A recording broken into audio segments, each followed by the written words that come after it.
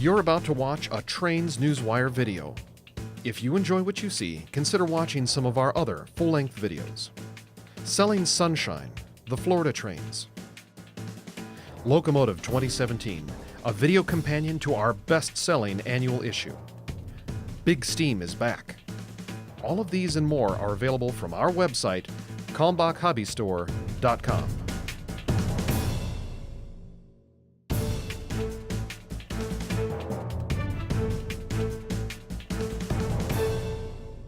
Good morning, Trains Nation. Today is Friday, January 12th, 2018. Yes, another Friday on the way. Yep, I'm alone again today. Hope you don't mind.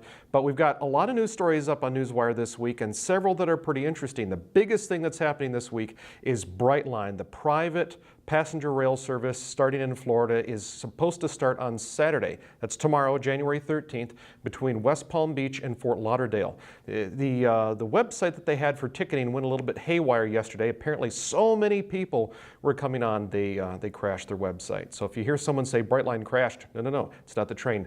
It's the website. Bob Johnston, our passenger columnist, and Jim Wren are down there right now. They're going to be getting a lot of good photos, a lot of good video. And there's supposedly a news conference happening this afternoon, so I'm looking forward to more information on that. And as soon as I have that information, we're definitely going to post it on Newswire and get it out to all of you. Up in Quebec, more than 1,000 miles north of Florida, the jury in the Lac-Mégantic crash from 2013, the jury in that trial is in deliberations now. There are 3 Canadian railroaders who were charged with 47 counts of negligent homicide or the equivalent of negligent homicide, and the jury will decide their fate. Prosecutors have been presenting their case for more than 4 months. After the holidays, the defense decided not to present any information, and they just argued for their clients. And now the jurors have that. As soon as we have more information on what they decide and what the fate of those 3 railroaders is, we'll be sure to let you know. The Catskill Mountain Railroad in upstate New York, or in the Catskill Mountains, sort of like southeastern New York State, not quite close to New York City, but close enough. Some of the tracks that railroad wanted to use are being ripped up by Ulster County as we speak. It looks like the rails are just going to be sold for scrap at some point. It's been a big contentious issue. That and several other tourist railroads in New York State are fighting with either local governments or local municipalities or the state government to try and keep tracks in place for the right to someday run over the entire lengths of the track available to them. So we're watching this, and we hope you do too. The story is on Newswire this week from Wayne Lapley. David Lassen is in Los Angeles this week for the NRC Contractor Show. All 7 Class 1 railroads are presenting what they expect their capital expenditures to be this year in 2018. So the first up on Thursday was Union Pacific.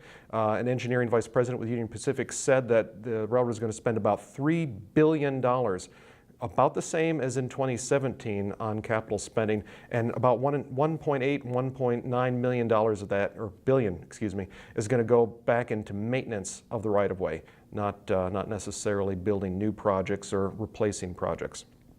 Nevada Northern has a 280, a consolidation, which is now in steam this week. Story from Justin Franz on Newswire shows that number 93, 280 is in service now, and it looks like it's going to be going into excursions this weekend. We salute you, Nevada Northern.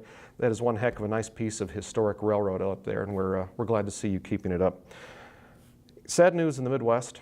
The Minnesota State Legislature has rejected federal funding for high-speed rail studies linking Minneapolis, St. Paul, and Milwaukee, Wisconsin. State legislators said that Wisconsin's Governor Scott Walker isn't going to let any high-speed project go through Wisconsin, so why bother accepting the funds to do the study? More on that on Newswire. For a lighthearted story today, I'm kind of wrapping this one up. If you're in the Washington, D.C. area in the next few months, you might see advertisements for, or you might see announcements about 15 minutes or less, or you get your money back.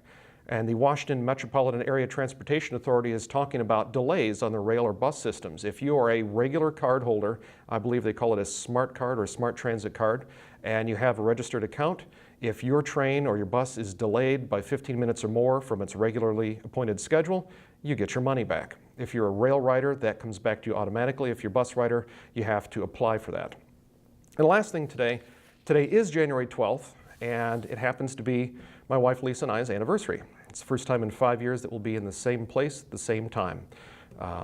been serving trains for quite a while. I'm glad to be in one place. So for everyone at Trains Magazine, we hope you have a stellar weekend. And if you're in the northern tier of states, stay warm.